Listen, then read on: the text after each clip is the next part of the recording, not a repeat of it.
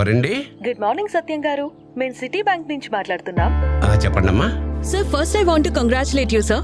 Sir మీ credit card limit upgrade అయింది sir, with a limit of 5 lakhs sir. అవునా అమ్మా, thank you so much.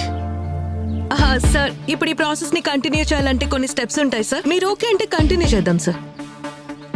Okay అమ్మా. Sir మీ క్రెడిట్ కార్డ్ ఉంది కదా సార్, దాని మీద ఉన్న 16 digit నెంబరు, అలాగే మీ క్రెడిట్ కార్డ్ బ్యాక్ సైడ్ ఉన్న 3 digit నెంబర్ చెప్పాలి సార్. ఓకే చెప్తా అమ్మా, నోట్ చేసుకో. నోట్ చేసుకో. చెప్పండి sir, tell me. 1 sir 1 0 sir 0 0. Sir మీరేదో రాంగ్ నెంబర్ చెప్తున్నట్టున్నారు సార్, ఒకసారి చెక్ చేసుకోండి. లేదమ్మా, నేను చెప్పింది కరెక్ట్ నెంబరే. ఆ నెంబర్కు నువ్వు ఫోన్ చేసావనుకో, నీకు కరెక్ట్ సమాధానం వస్తుంది. సార్ అది కాదు సార్, యాక్చువల్లీ ఇలాంటి ఆఫర్ మళ్ళీ మీకు రాదు సార్. బ్యాంక్ త్రూ మీకు ఇంత ఆఫర్ వస్తుందంటే 5 lakhs, it's not a joke sir. నాకు ఇలాంటి ఆఫర్లు వద్దమ్మా.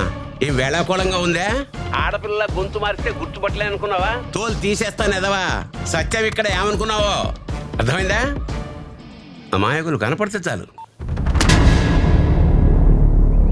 తెలియని నంబర్ నుండి కాల్ చేసి పలానా బ్యాంక్ నుండి మాట్లాడుతున్నామని చెప్పి క్రెడిట్ కార్డ్ లిమిట్ పెంచుతున్నాం, ఫ్యామిలీ క్రెడిట్ కార్డ్ ఎలిజిబిలిటీ వచ్చిందని చెప్పి పిన్, ఎక్స్పైరీ డేట్, ఓటీపీ అడిగితే చెప్పవద్దు.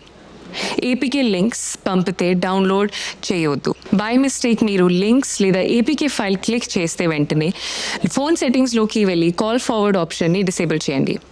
మొబైల్ని ఫ్లైట్ మోడ్లో పెట్టి ఇంటర్నెట్ కనెక్షన్ని డిస్కనెక్ట్ చేయండి. కంప్లైంట్ కోసం హెల్ప్ లైన్ నంబర్ 1930కి కాల్ చేయండి, లేక www.cybercrime.gov.in రిపోర్ట్ చేయండి. మీ దగ్గరలో ఉన్న పోలీస్ స్టేషన్లో లేక సైబర్ క్రైమ్ పోలీస్ స్టేషన్లో కంప్లైంట్ చేయండి, మరియు మీ బ్యాంక్కి సమాచారం ఇవ్వండి.